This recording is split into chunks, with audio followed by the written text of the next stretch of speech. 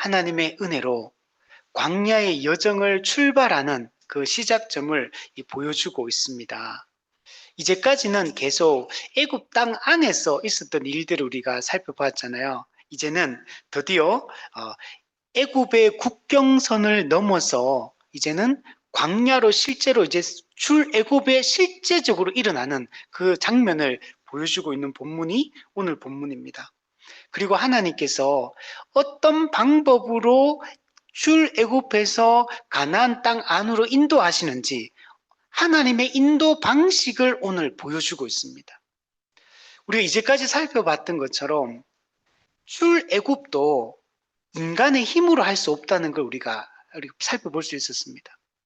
전적인 하나님의 은혜로 출애굽, 그 고통으로부터 벗어날 수 있었고 그 죄의 노예 상태에서 살던 그 삶에서 벗어날 수가 있게 되었습니다.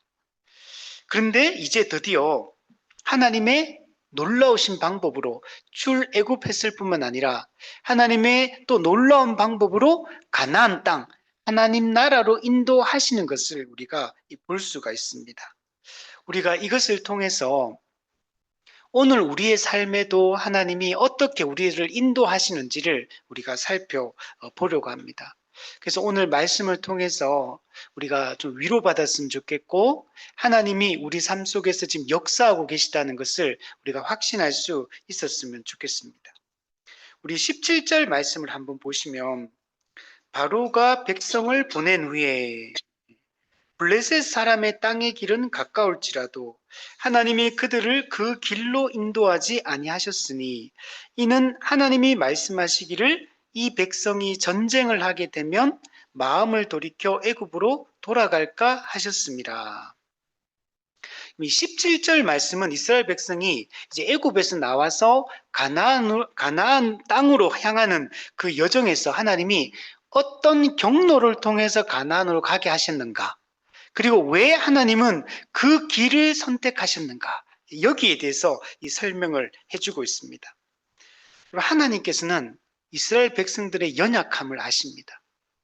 이스라엘 백성들이 연약하기 때문에 가까운 길이 있음에도 불구하고 그 길로 인도하지 않으시고 하나님께서는 새로운 길을 준비하시고 그 길로 이스라엘 백성들을 인도하시는 것들을 볼 수가 있습니다.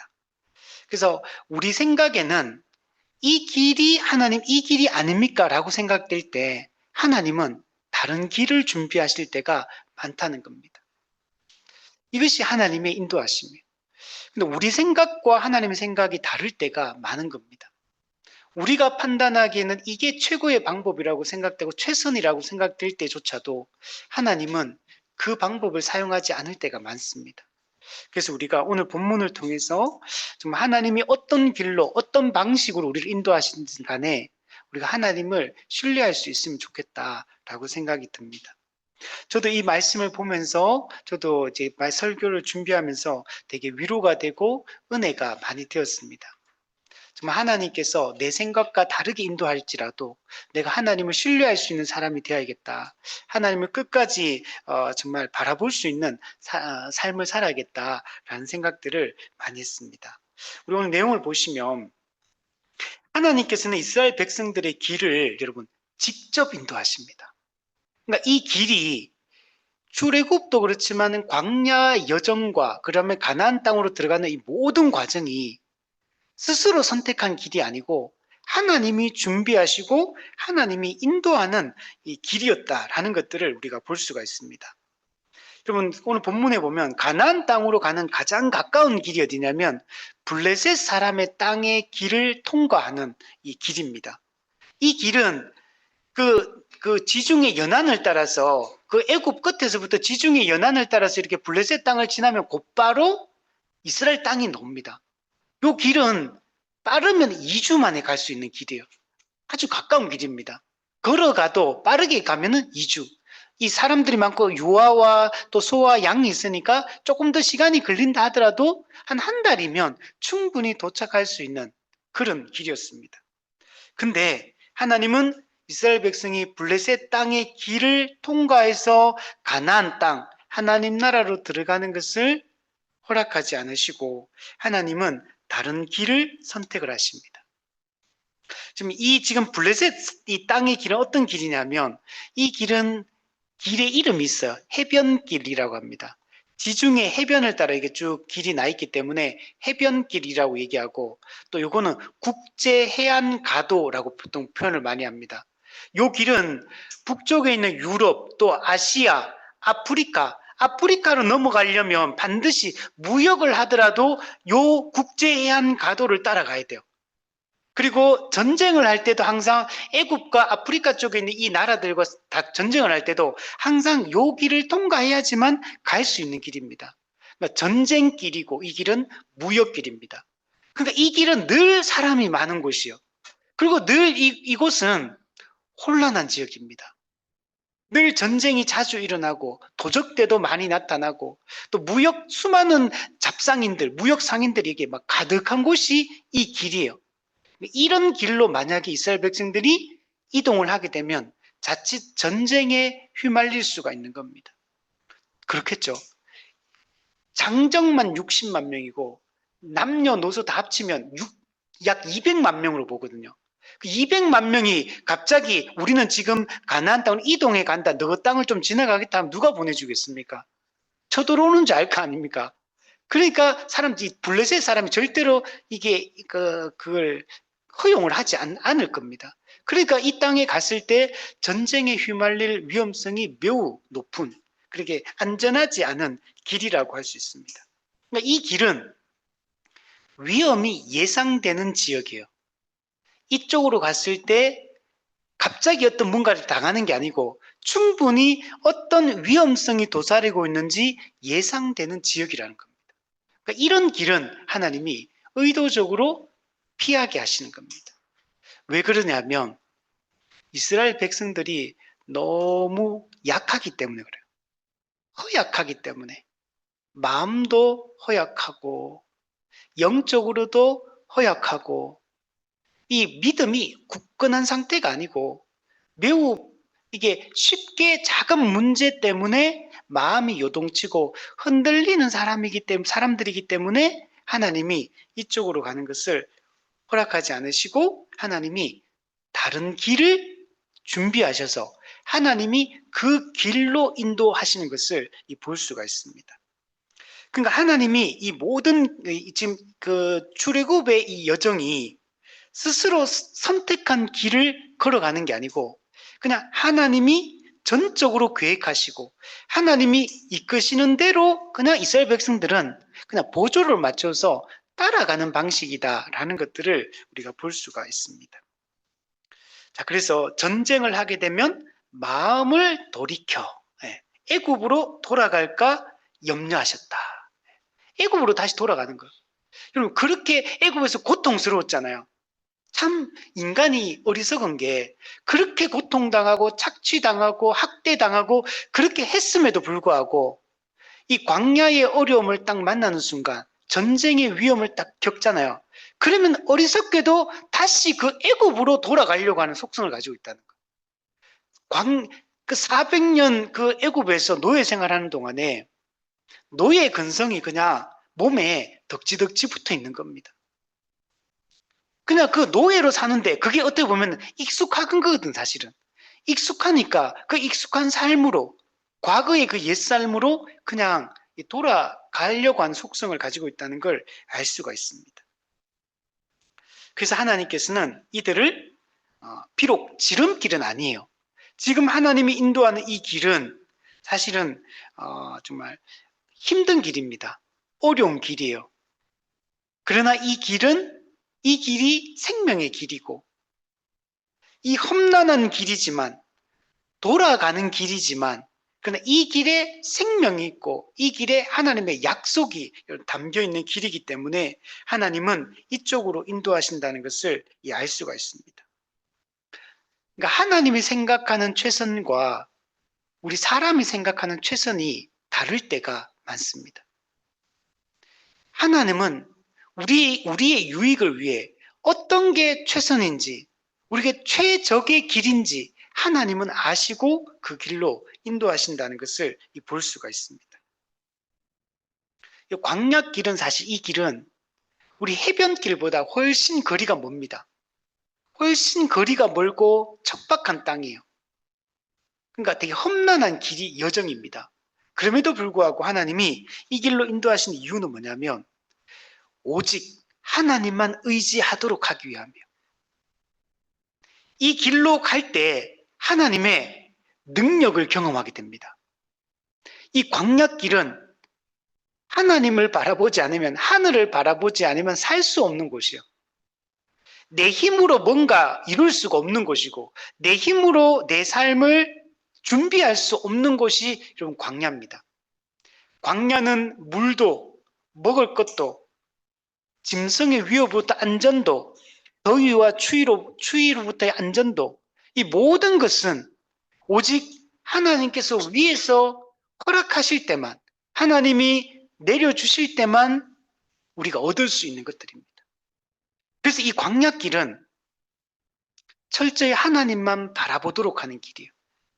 하나님의 능력을 경험할 수 있는 길이고, 우리의 믿음을 진정한 믿음으로 바꾸는 일종의 훈련의 장소, 연단의 장소 같은 곳이 바로 이 광야길이다라고 할 수 있습니다. 우리도 빠르고 쉬운 길을 선호합니다. 편안한 길을 우리도 선호합니다. 근데 하나님께서 때때로 우리의 유익을 위해서 돌아가는 길을 허락하실 때도 있습니다. 험난한 길을 하나님께서 허락하실 때가 있습니다. 우리 입장에서는 이해되지 않을 때가 많습니다. 내가 왜 이런 고난을 당해야 되느냐? 내가 뭘 그렇게 잘못했는가? 나도 나름 열심히 했는데 왜 내 인생에는 이런 결과물이 없는가?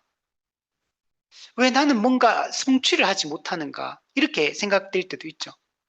그럼에도 불구하고 하나님께서는 우리가 이해되지 않는 길이라 할지라도 그 길이 우리에게 가장 좋다고 하나님이 판단하시고 그 길로 우리를 인도하신다는 걸 우리가 믿어야 됩니다.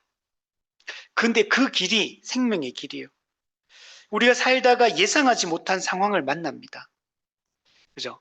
우리가 생각지도 못한 고난을 만나게 됩니다. 그러나 그런 상황 속에서도 우리가 하나님을 사랑하는 마음을 잃지 않고 우리의 믿음을 잃지 않을 수 있는 그런 우리가 되었으면 좋겠습니다. 우리 18절에 보면 구체적으로 그 광야길에 대한 내용이 나오는데 하나님이 홍해의 광야길로 돌려 백성을 인도하심에, 예, 돌려 원래 가던 길이 있는 겁니다. 원래는 해변길로 가는 게 정상적인 루트거든요. 근데 해변길로 가는 그 정상적인 루트에서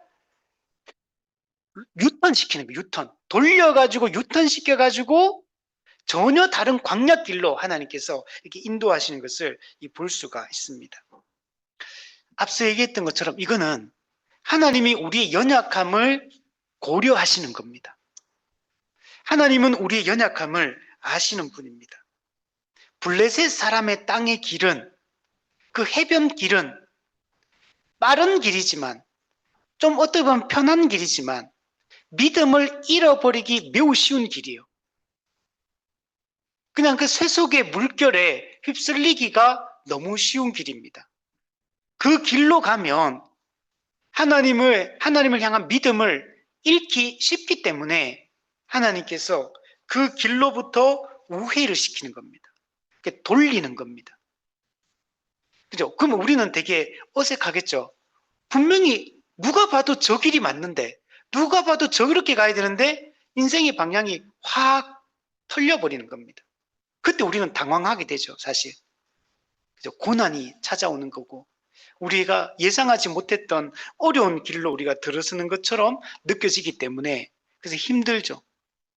근데 이 시간이 지나놓고 우리가 쭉 생각해 보면 하나님이 우리를 위하여 그렇게 하셨다는 것을 우리가 경험할 때가 많습니다.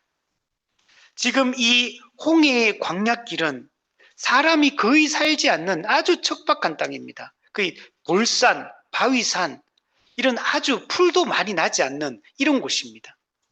이게 물도 별로 없어요. 우물 외에는 의지할 게 없어요. 우물은 어떤 곳이냐면 우물이 마르면 그 사람이 죽는 겁니다. 우물이 마르면 죽거든요. 근데 우물이 마르지 않는 이유가 뭔지 아십니까? 비가 그렇게 안 오는데도 아침에 내리는 이슬 때문에 그래요. 이슬이 내리는 것들, 이슬 때문에 그 우물이 마르지 않아요. 근데 하나님이 때때로는 이슬까지도 거치게 하실 때가 있습니다. 그러면은 그 광야에서도 더 거친 삶을 살아야 돼요. 더 메마르고 척박한 인생을 살아가야 됩니다. 그럼 그때는 어떻게 해요? 진짜 사방팔방을 둘러보아도 솟아날 구멍이 없는, 모든 게 인생이 꽉 막히고 그죠? 우리 절벽 가운데 서 있다 그러잖아요.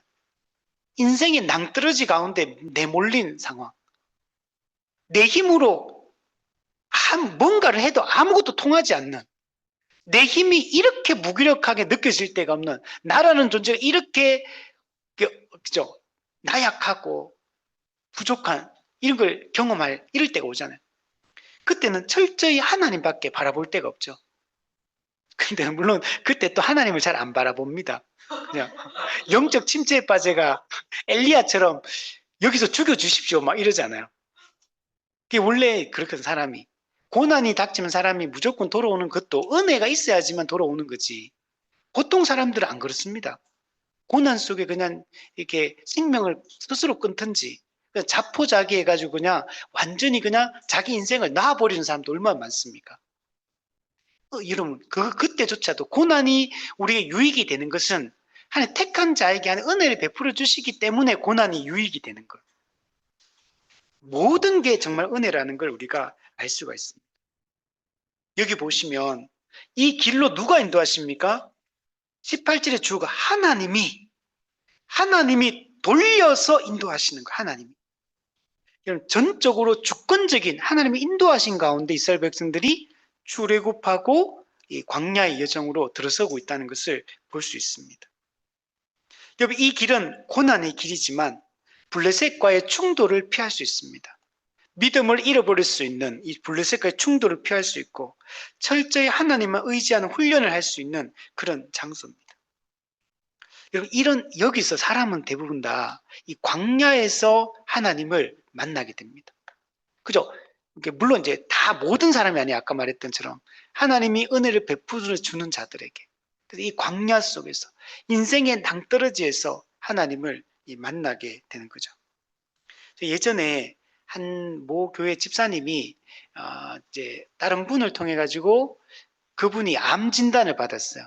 유방암 진단을 받았는데 이제 유방암 진단 받고 2주 후에 이제 그 아산병원에 가가지고 수술을 하기로 이렇게 결정이 돼 있는 순간이었어. 그리 돼 있는데 그럼 2주를 기다려야 되잖아요. 그러니까 수술하기 전까지. 그러니까 2주 기간에 마음이 너무 불안한 거야. 마음이 너무 힘들고. 그래가지고 저하고 성경 공부하고 있던 집사님이 이분한테 권면을 해가지고 2주 동안 아는 목사님인데 성경 공부하고 있는데 가서 성경 공부 좀 하면 어떨까 하니까 그 집사님이 하기로 했어. 그래가지고 와가지고 저하고 매일 만났어. 매일 와가지고 복음의 기초를 공부를 계속했어. 사실은 거의 진도는 거의 못 나가고 거의 이제 그 얘기 듣고 오면 한 2시간씩 3시간씩 얘기하고 복음의 기초 공부 조금 하고 이렇게 해가지고 이제 가기 전까지 계속 매일 공부를 했습니다. 그리고 나서 이제 서울로 가가지고 수술을 하시고 그때 그 찬양 중에 그 광야에선가 찬양 있잖아요. 그 찬양 광야를 지나며 그 찬양 그 찬양이 그때 그 당시에 나왔는 건지 정확히 모르겠는데 근데 집사님이 나중에 수술을 하고 한 1년 정도 그래서 요양하고 막 시설에 있다가 하고 내려왔어요. 거의 완치까지는 아닌데 거의 완치가 돼서 지금은 정상적으로 잘 계시거든요. 이제 그러면서 그때 그 수술하고 나서 서울에 그 어떤 요양치료병원 그 치료도 받으면서 요양도 할 수 있는 그런 데가 있더라고요. 거기 가가지고 이제 거의 진짜 오랫동안 있어 한 7, 8개월 정도 이렇게 거기서 기거하면서 이제 했는데 그때 이 찬양을 엄청나게 많이 이제 듣고 너무 은혜가 되고 위로가 되었다 이 찬양이. 그래가지고 이 찬양 듣고 은혜 받아가지고 그 요양치료병원 안에서 예수 믿는 사람들을 모아가지고 이제 매일 기도회를 하신 거예요. 기도회를. 매일 모여가지고 기도하고 찬송 부르고 이런 시간들을 가지면서 이제 그 서로 이제 다 암 걸리신 이제 병자들이죠, 전부 다. 이제 그런 분들하고 같이 모여가 기도하면서 그 시간을 견뎠다. 이런 얘기를 하시더라고요. 어떻게 보면은 그 집사님이 되게 좀 부유한 가정이에요. 되게 집이 되게 부유한 가정인데 다른 거는 그 집에 아무 문제가 없는 집이에요. 근데 그 암이 찾아오고 그 속에서 하나님을 깊이, 물론 그전에도 신앙생활 했지만 그 치료하는 그 모든 과정 속에서 하나님의 은혜를 깊이 경험하고 이렇게 나중에 갔다 와서도 몇 번 만났었는데 그렇게 하셨던 얘기를 들었어요. 광야라는 그 시간, 우리에게 고통이 있고 아픔이 있는 이 시간이 사실 우리를 강하게 만들고 우리 하나님을 더 의지하고 믿음을 굳건하게 하는 이런 시간이 우리 된다는 것들을 우리가 보게 됩니다. 그래서 하나님을 깊이 만날 수 있는 장소, 이것이 바로 이 홍해의 광야길이다라고 말할 수 있습니다. 자, 그리고 이스라엘 백성들은 이 출애굽할 때 어떻게 나왔는지, 애굽 땅에서 대열을 지어 나왔다. 대열, 군대가 행군하는 것처럼 이렇게 대열을, 오와 열을 맞춰가지고 이게 딱 이렇게 나왔다, 이렇게 얘기를 하고 있습니다. 그러니까 이스라엘 백성들이 200만 명이잖아요. 남녀노소가 다 있어요. 소와 우양 이런 것들이 엄청 많았다 그랬거든요. 여러분, 200만 명이 동시에 행군한다는 게 이게 여러분 이거 상상이 되십니까? 상상이 안 되는 거예요, 사실은. 그런데 정말 혼란할 거예요. 완전히 우리가 도떼기 장터 같다 이런 얘기 하잖아요. 정말 혼란할 수밖에 없잖아요. 그런데 이스라엘 백성들이 어떻게 왔냐면 그렇게 무질서하게 막 우르르 막 혼란하게 막 통제도 안 되고 막 이렇게 나온 게 아니라는 거예요. 대열을 이루어서 나왔다는 거예요. 하나님의 인도하신 가운데 아주 조직적으로 그리고 질서정연하게 이렇게 출애굽했다. 이 얘기는 어떻게 이게 가능하겠어요? 그 당시에 무슨 확성기가 있는 것도 아니고 마이크가 있는 것도 아니잖아요. 그 전달만 해도, 말 전달하기만 해도 여기서 말 전달해 보세요. 이제 출발했는데 출발 말 전달하니까 200만 명 끝에 가니까 다음 날 됐어. 이렇게 될 수도 있잖아, 이게. 그잖아. 근데 이게 대열을 이루어서 모세의 리더십 아래 이게 철저하게 질서정연하게 혼란함이 없이 이렇게 나왔다. 그래서 이걸 우리 앞에서도 우리 이런 장면을 볼 수 있었어요. 그래서 이스라엘 백성들은 뭐라고 표현했냐면 여호와의 군대다 이렇게 표현했어요. 지금 이스라엘 백성들은 오합지졸의 그냥 노예 백성이 아닌 겁니다. 이들은 지금 하나님의 부르심을 받아서 하나님의 백성으로서 하나님의 군대로서 하늘 군대로서 지금 질서정연하게 하나님의 뜻 가운데 하나님 인도하신 가운데 목적을 향해 목적지를 향해서 분명한 목적의식을 가지고 지금 이게 움직이고 있다라는 것들을 여러분 볼 수가 있는 겁니다. 그 수많은 그 사람들이 있지만 만약에 인간적인 통제를 통해서 이걸 이루려고 했다면 이거는 불가능했을 겁니다. 철저하게 하나님이 인도하신 가운데 또 하나님이 이 일을 하기 위해서 어떻게 하냐면 모세의 권위를 높여주십니다. 우리 앞부분에 보면 그 10가지 제안 가운데 이스라엘 백성들로 하여금 모세를 철저하게 그 권위를 인정하고 모세의 그 지도력 아래 이게 움직일 수 있도록 하나님이 준비시켰다라는 것들을 볼 수가 있었습니다. 그때 얘기했죠. 모세는 백성들 앞에 신처럼 보일 거다. 그죠? 애굽 백성에게도 그렇지만 이스라엘 백성에게도 신처럼 이렇게 나타내 보일 정도로 그렇게 하나님이 이 일을 할 수 있도록 하시는 것을 볼 수 있습니다. 여러분, 이 모세가 어떤 인물입니까? 예수 그리스도를 예표하고 있습니다. 이 애굽의 그 압제, 그 고통에서 벗어나게 하는 분이 모세가 그 역할을 중보자 역할을 했던 것처럼 예수 그리스도는 우리를 죄와 사망의 권세로부터 우리를 인도하셔서 우리를 구원하시는 그런 분임을 보여주고 있습니다. 이스라엘 백성들이 지금 철저하게 하나님의 계획 가운데, 하나님의 인도하신 가운데, 하나님의 보호하신 가운데, 하나님의 또 공급하신 가운데, 여러분 이 광야 속에는 먹을 게 없거든요. 근데 이 모든 것도 하나님이 먹을 것도 공급해 주시고 입을 것도 공급해 주시고 잠잘 것도 마련해 주시고 신발도 나중에 광야 사시면 다 하고 나서 그럽니까? 옷이 헤어지지 않았다. 발이 부르트지 않았다.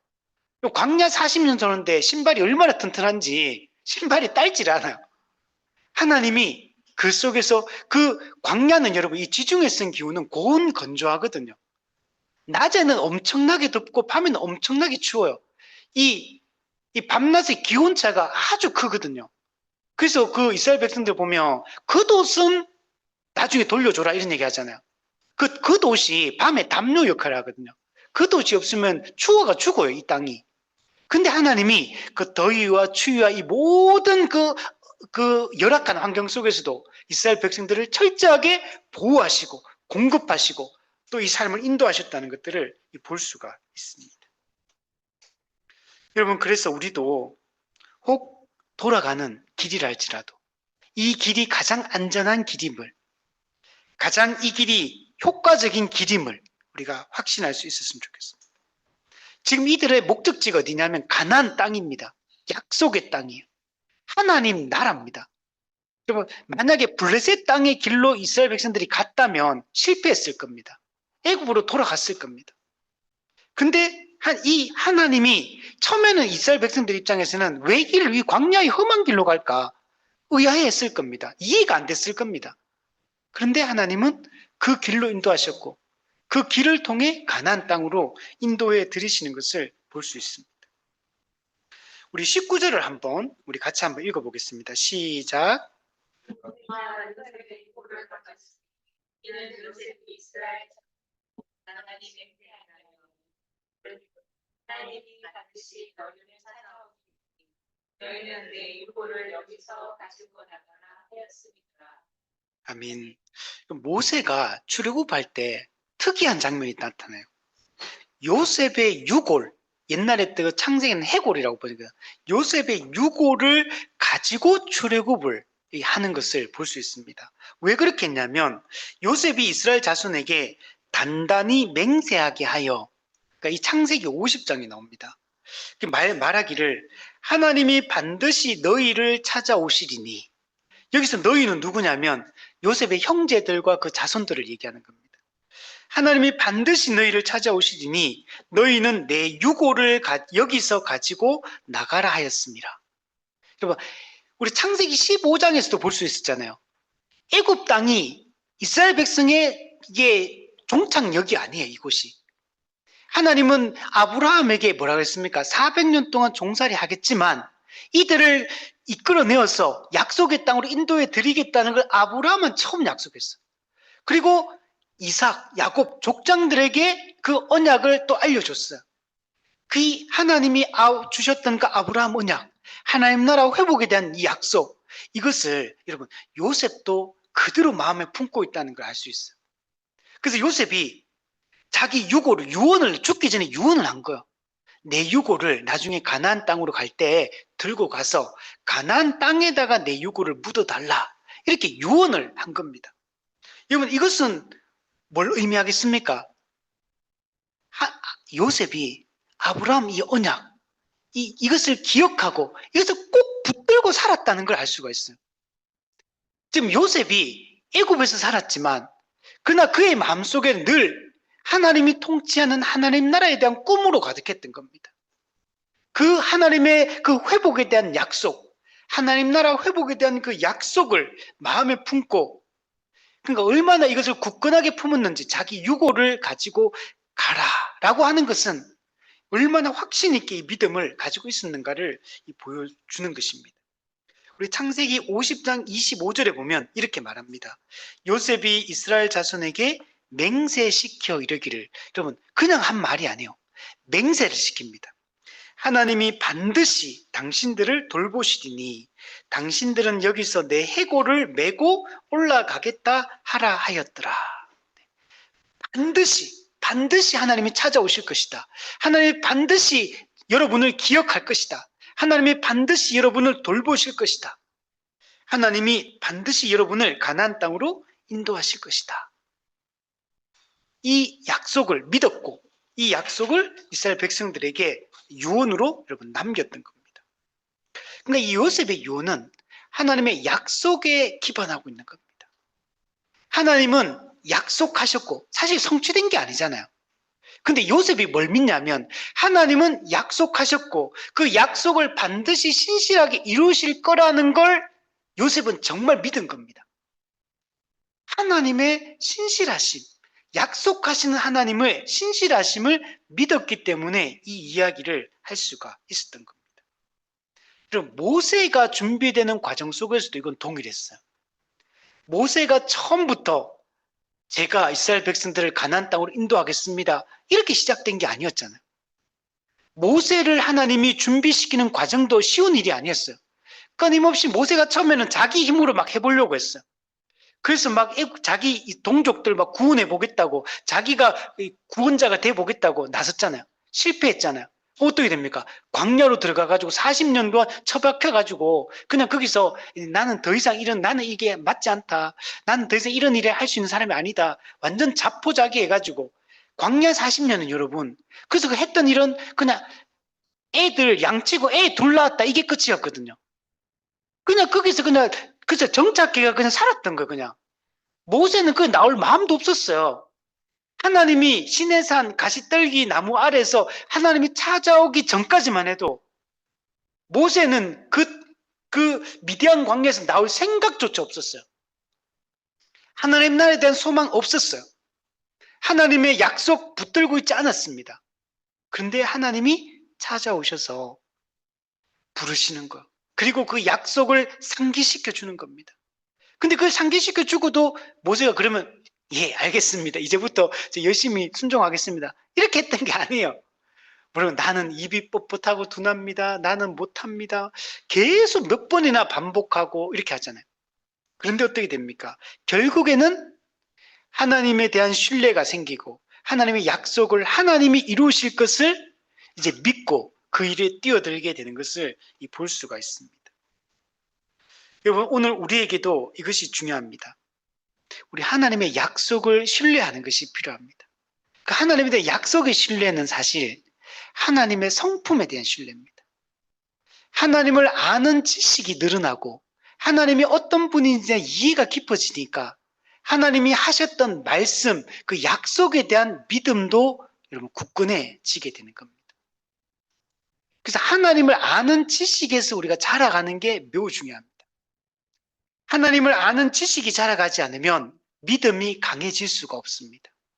그래서 우리가 매일 말씀을 붙들고 말씀을 연구하고 말씀을 묵상하고 말씀을 함께 나누고 피차 서로 권면하고 하는 것들이 매우 중요한 것입니다. 그리고 요셉의 유골이라는 건 어떻습니까? 이제 처음에 들고 나왔죠. 광야 40년 동안 계속 들고 다니는 겁니다, 이거.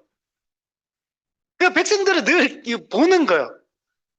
성막도 보고, 사실 좀 이따 구름 기둥과 불 기둥도 보지만요, 요셉의 유골도 맨날 보는 거. 누군가는 요셉의 유골을 계속 들고 갈 거 아니에요. 백성들이 이 유골 볼 때마다 뭘 기억하겠습니까? 하나님의 약속을 기억하는 거예요. 아브라함 언약을 여러분 기억하게 되는 겁니다. 이것은 하나님의 약속과 하나님의 함께 하심, 그리고 그 하나님의 이 약속을 이루기 위해서 뭐 했습니까? 출애굽 10가지 재앙을 내렸잖아요. 이스라엘 백성들은 이 요셉의 유골을 볼 때마다 그 애굽의 학대에서, 그 고통에서 건져내신 하나님, 그리고 그 강대한 제국이었던 애굽, 그들을 10가지 재앙을 통해서 하나님이 애굽의 신들보다 더 강하심을 나타내시고 그 정말 완악한 바로를 꺾어버리시는 그 하나님의 능력을 기억하게 되는 거예요. 그리고 하나님이 지금 이 광야 같은 이 세상 속에서도 우리의 삶을 이끄실 것을, 이게 정말 척박한 인생, 거친 삶을 살고 있고 고난과 고통이 많은, 뭔가가 정말 내 뜻대로 이루어지지 않는, 환경적으로는 아무것도 안 되는 겁니다, 지금 이 상황이. 그런데도 이 요셉의 유골을 볼 때마다 정신을 번쩍 차리는 거예요. 약속하신 하나님을 기억하고 그 약속의 내용을, 말씀을 여러분 기억을 하게 되는 겁니다.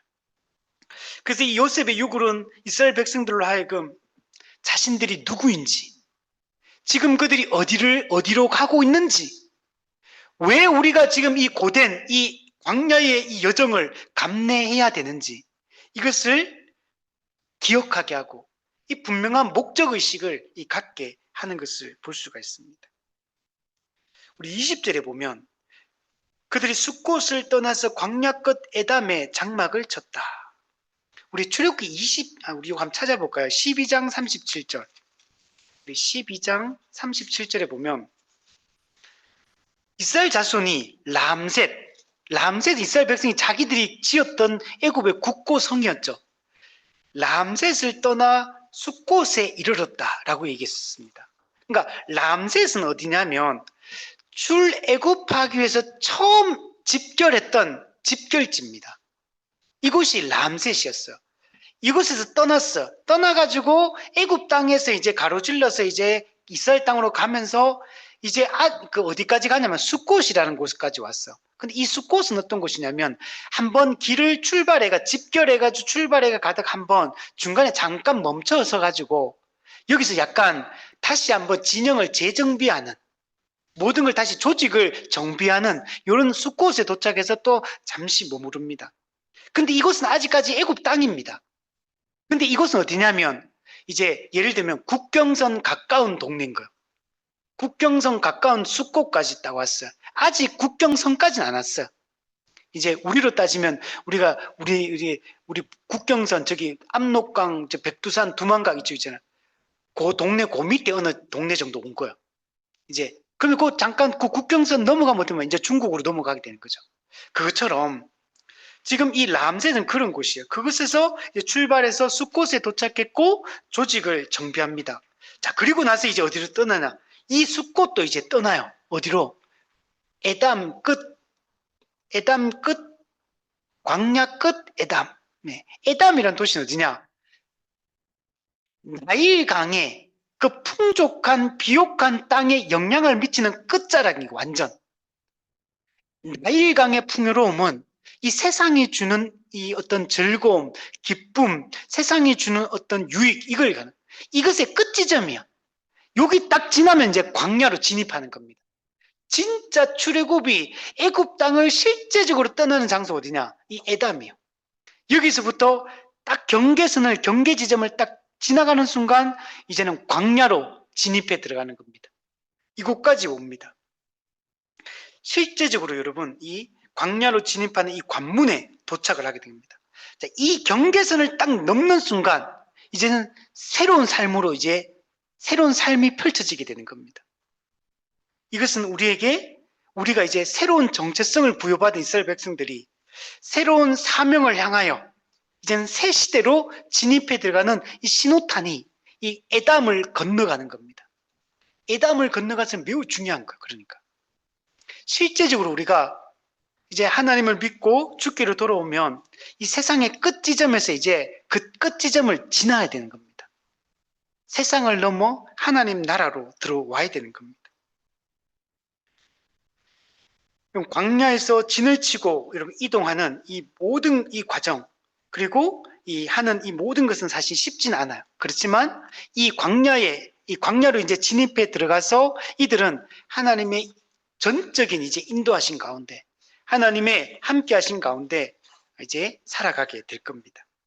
자, 그러면 이제 구체적으로, 자, 지금 오늘 본문이 중요한 게 왜 중요하냐면, 광야 생활 전체, 가나안 땅에 도착하기 전까지 이 전 과정이 어떤 삶의 방식으로 우리가 살아가야 되는지를 보여주고 있습니다. 하나님이 이 어떻게 놀라운 방법으로 하나님 나라 가나안 땅 안으로 이스라엘 백성들을 인도해 들이실지, 이 과정이 중요한 겁니다. 우리가 지금 살고 있는 이 세상도 그런 과정이라고 할 수 있어요. 우리는 아직까지 완성된 하나님 나라 들어가지 않았습니다. 우리는 지금 어쩌면 지금 예수 믿고 지금 그러니까 에담을 딱 지나는 순간 어떤 상황이냐면 세상에서 우상을 섬기다가 이제 하나님을 믿고 딱 넘어온 순간이 되는 거예요. 딱 넘어와가지고 이제 예수 믿고 거듭났죠. 중생 있잖아요. 이제 천국 갈 때까지, 죽을 때까지, 또는 예수님 재림할 때까지 이제 요 기간 속에 우리 살고 있죠. 이스라엘 백성들이 지금 어디냐면 광야 40년의 시간이 우리로 따지면 우리가 지금 살고 있는 이 인생, 이 현세를 얘기하는 현세. 이곳에서 우리가 어떻게 살아야 되느냐. 가나안 땅은 하나님 나라를 상징하거든요. 그 땅에 들어가기까지 우리가 이 현세를 어떻게 살아가야 되는지 그 원리를 오늘 본문에서 볼 수가 있고, 이스라엘 백성들이 가나안 땅에 들어갈 수도 있고 못 들어갈 수도 있잖아요. 하나님의 이 광야 동안에 하나님 인도하심을 잘 따르면 하나님 나라 들어갈 거고, 안 따르고 불순종하게 되면 이들은 가나안 땅에 못 들어가는 겁니다. 그런데 이 모든 과정이 사실 하나님의 주도 가운데, 하나님의 주권적인 인도하신 가운데 이 모든 일들이 진행되고 있다는 것들을 우리가 보게 됩니다. 우리 21절 한번 보시면, 여호와께서 그들 앞에서 가시며 낮에는 구름 기둥으로 그들을 인도하시고 밤에는 불 기둥을 그들에게 비추사 낮이나 밤이나 진행하게 하시니. 자, 보시면 여호와께서 그들 앞에서 가시며, 하나님이 앞에서 가십니다. 우리가 주도해 나가는 게 아니에요. 우리가 스스로 길을 찾아 나선 게 아닙니다. 하나님이 앞서 가시며 우리의 길을 인도하시는 겁니다. 우리는 앞서 가시는 하나님의 꽁무니만 잘 따라가면 되는 겁니다. 그죠? 우리 짐승들을 보면 짐승은 항상 대장이 있어요. 그죠? 대장이 리더가 딱 있으면 그 리더가 움직이는 대로만 딱 따라갑니다. 희한하게도. 그죠? 양들도 보면 그 선두에 선 양이 가면은 모든 양이 그걸로 쭉 따라갑니다. 우리 뭐 그 기러기 맞나요? 하늘에 날아갈 때 V자로 이렇게 쫙 이렇게 탁 날아가잖아요. 그죠? 모든 동물이 리더가 움직이면 다 쫙 따라가는 걸 볼 수 있어요. 근데 우리 입장에서는 우리의 참된 리더, 참된 우리의 인도자가 누구냐? 하나님이신 겁니다. 하나님이 우리 앞에서 지금 걸어가고 있어요. 하나님 지금 어디로 가고 계신지 우리는 잘 파악을 해야 됩니다. 그리고 하나님이 앞서 나가시는 그 길을 우리가 잘 따라가는 게 중요합니다. 하나님은 지금 선두에 서 계신 겁니다. 하나님이 나를 따르라고 말씀을 하고 있습니다. 여기에서 우리가 발견할 수 있는 것은 하나님이 우리를 얼마나 사랑하시고 또 하나님이 우리를 지금 책임지고 있다는 걸 알 수 있습니다. 우리의 책임자는 내가 아니에요. 내가 내 인생의 책임자가 아닙니다. 하나님이 우리 인생의 책임자고 나의 보호자는 누구냐? 내가 아니에요. 하나님이 우리의 보호자가 되십니다. 하나님이 모든 것을 인도해 계시다는 걸 알 수 있어요. 여러분, 낮에는 근데 그 하나님의 인도하심이 뭘로 가시적으로 드러나느냐? 하나님 눈에 보이지 않잖아요. 근데 가시적으로 하나님이 인도하신다는 걸 보여주십니다. 왜? 백성들이 하도 믿음이 약하기 때문에 말로만 해가지고는 못 알아들어.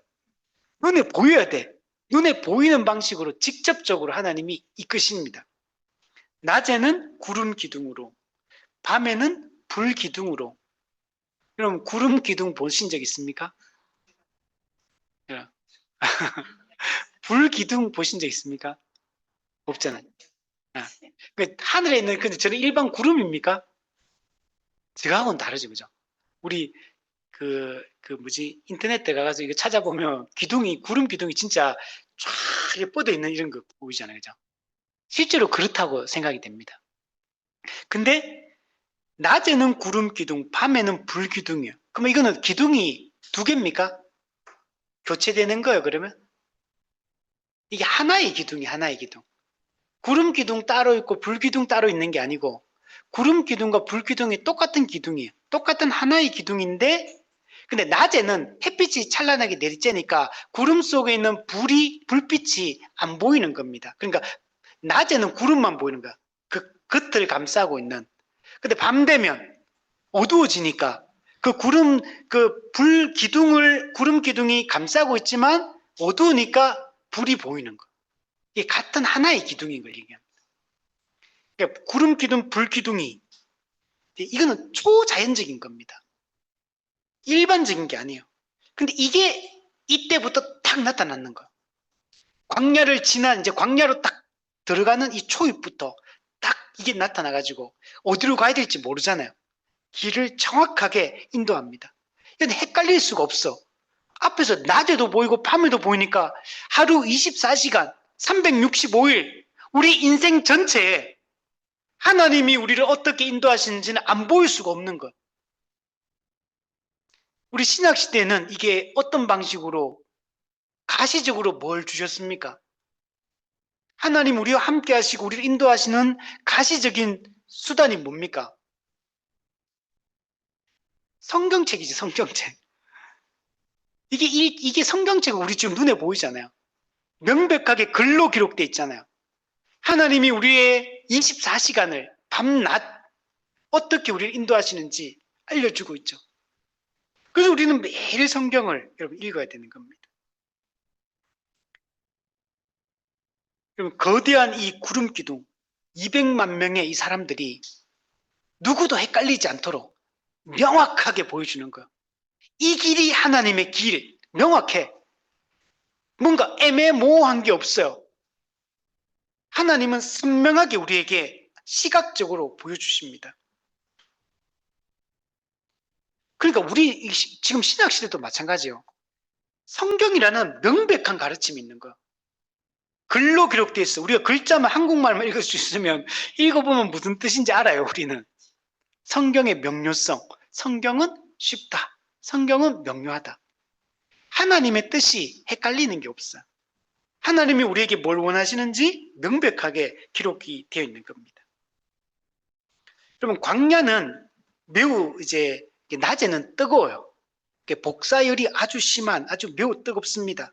그리고 근데 그리고 낮에는 어떻습니까? 덥고 밤에는 춥고 이제 이렇게 되는데 낮에는 구름 기둥이 또 이게 그늘의 역할 해가지고 더위를 물리치는 역할, 또 밤에는 불 기둥이 추위를 막아주는 역할, 이 역할까지도 하게 됩니다. 그러니까 인도하는 기능만 있는 게 아니고 보호하는 기능, 이런 것들도 있다고 말할 수가 있습니다.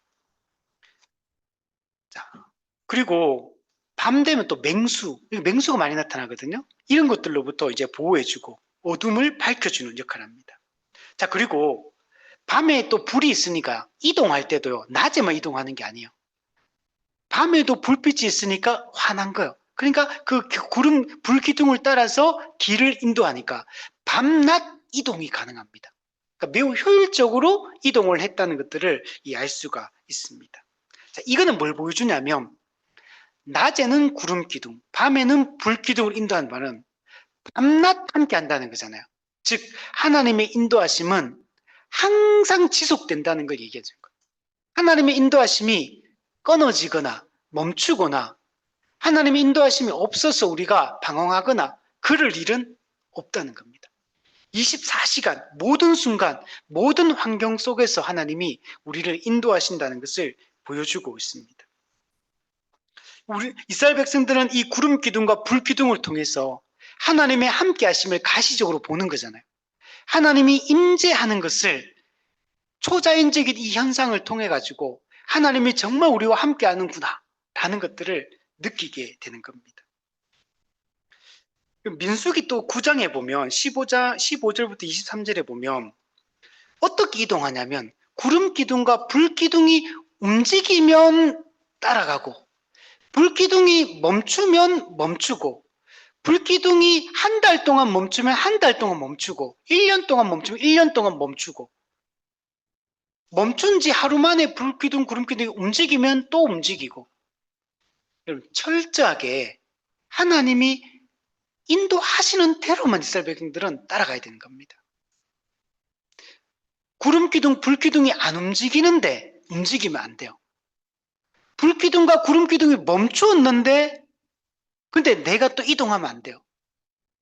그냥 움직이는 대로만 우리는 따라가야 돼요. 여러분 우리는 하나님은 우리에게 뭘 말씀하시는 거냐면 전적으로 순종할 것을 명령하고 계십니다. 우리 판단에는 하나님 지금 좀 더 가도 될 것 같은데요. 하나님 지금은 멈춰야 될 것 같은데요. 우리가 이렇게 생각할 수 있지만 우리는 내가 그걸 판단하면 안 된다는 거.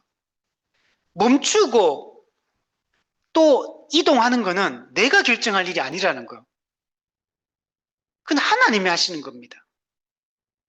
우리는 하나님이 멈추라고 하는지 가라고 하는지 하나님의 사인을 잘 확인하고 그 뜻에 우리는 전적으로 하는 것이 우리가 해야 될 일인 겁니다. 그리고 하나님의 인도하심에 순종하면 우리가 안전이 보장돼요. 하나님의 공급을 경험하게 됩니다. 하나님이 주시는 안식을 경험하게 됩니다. 근데 우리가 하나님보다 앞서가거나 하나님보다 뒤처지거나 그렇게 되면 고통이 따르게 됩니다. 그래서 이스라엘 백성들이 광야 동안에 그런 일들이 많아요. 하나님은 멈추는데 안 멈추고 하나님은 또 이동하는데 이동하지 않았어. 하나님의 명령대로 하나님 그 뜻대로 움직이지 않고 불순종함으로 말미암아 수많은 고통당하고 그 수많은 사람들이 심판을 받아 죽어요. 실제로 어떻게 됩니까? 1세대 전체가 요수아 갈렙 빼고 다 죽습니다.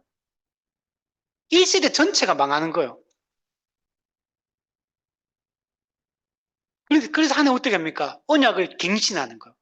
갱신해가지고 신명기 말씀에 보면 출애굽 2세대에게 언약을 갱신하면서 출애굽기에서 1세대에게는 하지 않았던 말씀이 추가가 됩니다. 말을 안 듣기 때문에. 그래서 심판하고 다시 2세대를 중심으로 해가지고 다시 새롭게 자기 백성을 조성하셔서 그들이 가나안 땅에 들어가게 되는 것을 보게 되는 겁니다. 그럼 하나님은 오늘 우리의 길도 마찬가지요. 하나님은 잠깐도 여러분 우리를 떠나는 법이 없습니다. 하나님은 항상 우리와 함께 하시고 우리에게 사인을 주십니다. 우리에게 가라고 지시하는지 스탑 멈추라고 지시하는지 하나님의 이 사인을 우리가 잘 분별하는 것이 중요합니다. 여러분 우리가 계획을 세울 때도 내가 세우는 게 아니고 하나님과 함께 하나님 기뻐하는 뜻대로 우리의 계획을 세워야 됩니다.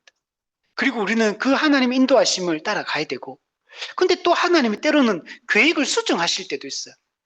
그럼 우리도 그러면 수정해야 돼. 하나님 계획 세웠는데 왜 바꾸십니까? 왜 하나님 마음대로 바꾸십니까? 나 지금 이렇게 가려고 다 준비해놨는데 갑자기 이 길로 돌리시면 어떡합니까? 그러면 안 된다는 거예요. 하나님이 어떻게 우리의 삶을 블레셋 길로 가다가 돌려서 광야길로 인도하시거든요. 하나님 우리 인생을 돌릴 때 순종해야 돼요. 그래서 우리 그리스도인들은 무게가 가벼워야 돼요. 언제든지 하나님이 떠나라 그러면 떠날 수 있도록 하나님 언제든지 가라 하는 곳에 갈 수 있도록 그죠? 항상 몸과 마음을 가볍게 그죠? 우리 마지막 22절 보세요. 낮에는 구름 기둥 밤에는 불 기둥이 백성 앞에서 떠나지 아니하더라.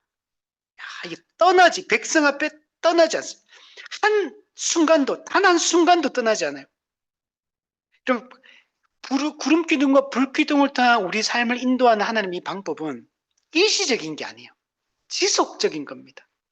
밤, 낮, 주, 야로 24시간, 광야 40년 내내 변함없이 하나님이 지속적으로 인도하십니다. 이들이 어디를 가든지 어떤 상황에 처하든지 하나님은 멈추지 않고 인도하십니다. 함께 하십니다. 하나님의 영원하신 보호, 하나님의 변치 않는 사랑을 여기서 발견할 수가 있는 겁니다. 우리가 예측 불가능하고 위험한 광야, 매우 불안하고 두려움에 직면할 수밖에 없는 그런 상황 속에 있을 때에도 하나님은 함께 하십니다. 그래서 우리가 항상 떠나지 않는 구름 기둥과 불 기둥에 주목해야 돼요. 우리의 시선이 하나님의 함께 하심에 시선이 딱 고정되어 있으면 우리에게는 두려움이 찾아오지 않게 되고 불안함이 찾아오지 않게 돼요. 근데 하나님의 함께 하심을 우리가 놓치는 순간 구름 기둥과 불 기둥에서 우리의 시선을 떼어서 환경을 바라보고 광야의 척박한 이 현실을 바라보기 시작하면 그럼 그때부터 불안하고 조급해지고 염려가 생기고 그죠? 이 길이 맞는가에 대한 의심과 회의가 드는 겁니다. 이렇게 가다가 망하는 거 아닌가? 빨리 지금이라도 늦지 않았을 때 되돌아가는 게 좋지 않겠는가? 이렇게 얘기하게 되는 거예요. 철로 역정에 보면 의심과 겁쟁이라는 사람이 등장합니다. 이 의심과 겁쟁이가 고난의 언덕을 이렇게 올라가고 이렇게 하다가 앞으로 더 큰 어려움이 그 고난의 언덕을 통과하고 이제 고난의 언덕이 아니고 그 교회 아름다운 궁전 교회에 들어가기 전에 그래서 가다 보면 그 고난이 있거든. 어려움들이 위협이 있고 막 두려움을 주는 요소들이 있어요. 근데 그거 보고 무서워 어떤 이제는 도망가칩니다. 고난의 언덕에도 보면 거기도 다른 장면인데 거기도 보면 앞으로 더 큰 고난이 오면 어떡하냐. 그래가지고 뒤로 도망쳐버려요. 가다가 돌려가지고 의심과 회의감이 들고 되돌아가. 근데 크리스찬도 그 유혹당할 뻔해요. 지금도 어렵고 힘든데 앞으로 더 큰 어려움이 오면 어떡하냐. 그러니까 빨리 지금 되돌아가고 싶은 더 큰 고난 안 당하고 싶은 이 두려움이 가득 차가지고 되돌아가려고 하거든요. 그때 아름다운 궁전에 아름다운 교회를 상징 교회의 문지기가 힘내라 두려워하지 마라 앞으로 나아가라 이렇게 딱 격려를 합니다. 그래가지고 나아가가지고 결국에는 교회에 입교를 하게 됩니다. 실제로 이제 교회 소속이 되어서 교회로서 안전함을 이제 경험하게 되는 것들을 볼 수 있거든요.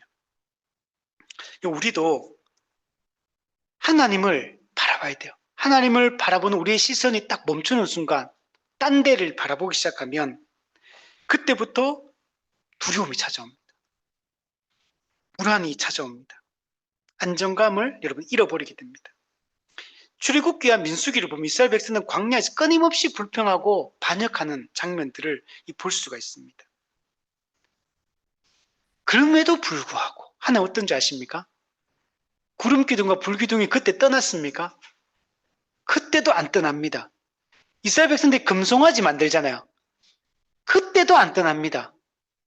하나님은 광야 40년 동안 이스라엘 백성이 그렇게 어리석은 행동을 하고 그렇게 불평하고 원망하고 그럼에도 불구하고 구름기둥과 불기둥이 가나안 땅에 들어갈 때까지 떠나지 않습니다. 그 말은 뭐냐? 하나님이 언약을 신실하게 지키겠다는 것. 하나님 약속하신 바를 반드시 이루어서 내 백성을 하나님이 통치하는 그 하나님 나라로 인도에 들이시겠다고 말씀을 하고 있습니다. 근데 물론 1세대는 아닙니다. 그 과정 속에서 믿음을 잃어버리고 하나님에 대한 신뢰를 잃어버린 사람들은 다 멸망합니다. 우리 히브리서에 가면 구약의 수많은 사람들이 대부분이라고 해요. 대부분이. 저 안식에 들어가지 못했다. 안식에 들어가지 못, 천국에 못 갔다는 얘기예요.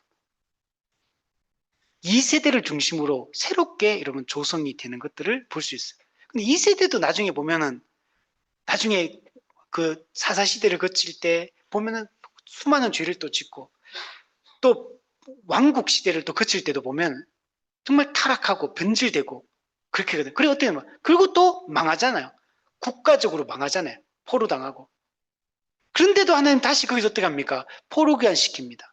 근데 포로 교환 했을 때 1차, 2차, 3차에 걸쳐서 포로 교환 하는데 1차 때 제일 많이 와요.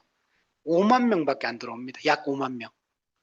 포로 교환 했을 때도 물론 안 들어왔다고 믿음이 없는 건 아니지만 근데 하나님 약속을 믿고 철저하게 이게 그걸 신뢰하고 따르는 사람들이 소수라는 걸 알 수 있어요. 다수는 그렇지 않았어. 그냥 그 바빌론에 정착해가지고 그냥 그 바빌론의 그 문화에 그냥 젖어서 살았던 거. 대부분이. 남은 자, 그래서 남은 자, 렘넌트, 남은 자들만 주께서 인도하시는 것들을 볼 수 있어요. 또 포로기한 이유도 듣습니까? 정착해가 스룹바벨 성전 건축하고 느헤미야를 통해 성벽 예루살렘 성을 건축하고 다 했죠. 어떻게 됩니까? 스가랴, 말라기 시대 보세요. 완전 또 변질돼가지고 하나님이 성전문을 닫았으면 좋겠다라고 말하면서 너희가 그죠? 하나님의 그 영적 간음, 육적 간음을 막 하거든요. 착취하고 사회 정의가 굽고 막 이렇게 막 되거든요. 그 하나님 어떻게 합니까? 그냥 성전문 닫았으면 좋겠다. 그래가지고 400년 동안 하나님이 말씀하는 신구약 중간기 하나님이 이제까지는 계속 말씀하셨잖아요. 선지자를 통해 계속 말씀했는데 더 이상 말씀하지 않는 신구약 중간기 40년 영적 암흑기 이렇게 들어가는 거예요. 그런데 그거 들어가기 전에 말라기 마지막 구절에서 뭐라고 얘기하냐면 선지 엘리야를 보내주겠다. 언약의 사자를 보내주겠다. 세례 요한과 예수님을 보내주겠다. 그 얘기하고 나서 신구약 중간기 400년이 들어가는 겁니다. 그리고 그것의 성취로서 신약에 드디어 세례 요한이 태어나는 거예요. 세례 요한이 태어나고 그리고 6개월 후에 예수님이 이 땅에 태어나게 되십니다. 그래서 이제까지 아브라함 언약 때부터 아니 창세기 3장 15절에 원시복음부터 얘기했던 그게 실제로 성취되는 것들을 보게 되는 것입니다. 여러분 하나님은 우리를 떠나지 않는 분입니다. 우리가 때로는 실수하고 연약함이 있습니다. 넘어지고 할 때도 있습니다. 근데 그때도 변함없이 우리와 함께 하시고 하나님 우리를 돌보시고 보호하신다는 것을 우리가 놓치지 않았으면 좋겠습니다. 때로는 우리가 방향을 잃고 방황할 때가 있습니다. 영적으로. 근데 그때조차도 하나님이 우리의 확실한 안내자가 되셔서 우리의 길을 인도하실 것을 믿었으면 좋겠습니다. 그래서 우리는 늘 하나님께 시선을 고정해야 돼요. 하나님을 바라봐야 됩니다. 하나님의 얼굴을 우리 구약에 보면 하나님의 얼굴을 비추어 주시옵소서라는 이런 기도를 하거든요. 우리는 항상 하나님의 얼굴을 비추어서 하나님의 얼굴과 대면하여 살아가는 그런 우리가 되어야 됩니다. 우리 정리하면 하나님께서 이스라엘 백성을 애굽에서 구원하신 후에 가장 적합한 길로 인도하신다는 것을 우리가 보았습니다. 우리도 하나님이 가장 적합하게 최적의 길로 인도하실 것을 믿었으면 좋겠어요. 그 길이 겉으로 볼 때는 편안한 해변길이 아니라 홍해의 거친 광야길이에요. 겉으로 볼 때는 아닌 것 같아요. 하나님 인도 안 하는 것 같아요. 그러나 하나님이 하나님을 의지하고 신뢰할 수 있도록 그렇게 인도한다는 것을 우리 믿었으면 좋겠고 구름 기둥과 불 기둥이 밤낮 떠나지 않았습니다. 항상 그들을 인도하셨다는 것을 우리는 보게 됩니다. 하나님께서 오늘도 우리에게 이 성경을 통해서 우리를 인도하십니다. 이 복음의 진리를 통해서 우리를 인도하십니다. 우리가 이 말씀을 붙들고 이 가르침에 우리가 순종하며 살아갈 수 있으면 좋겠습니다. 하나님께서 결국에는 이들을 어떻게 합니까? 그 우여곡절이 있죠. 광야 40년 동안. 그러나 어떻게 됩니까? 하나님의 열심히 결국에는 이스라엘 백성들을 가나안 땅에 인도해 들이십니다. 그리고 그 땅을 정복하게 하십니다. 그리고 그 땅에 하나님 나라를 세우시는 것을 모형적으로 구약 성경에 보여주고 있는 겁니다. 그리고 그것은 모형으로 끝나는 게 아니라 우리는 예수 그리스도를 통해서 실제적으로 이 땅에 하나님의 나라를 다시 세우셨다는 걸 우리는 보게 됩니다. 그 가시적 증거가 뭡니까? 바로 이 교회입니다. 이 땅에 세워진 이 가시적 교회, 이 지역 교회들, 이걸 통해 하나님이 이 땅에 임하고 계시고 하나님의 통치가 회복되었다는 것을 보여주고 있습니다. 그리고 하나님 약속하십니다. 하나님 나라를 완성하실 것이다. 예수님은 다시 재림하실 것이고 최후 심판을 하실 것이고 모든 악을 제거하시고 하나님의 통치에 온전히 순종하는 자들로 하나님 나라를 건설하실 것이다. 말씀하십니다. 우리가 이것을 굳게 믿고 우리 살아갔으면 좋겠습니다.